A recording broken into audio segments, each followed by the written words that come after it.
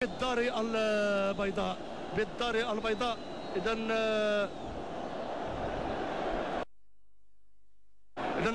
يحملون اسم مدينة الدار البيضاء، هذه المدينة الأسطورية، هذه المدينة الاستثنائية، القطب الاقتصادي الكبير.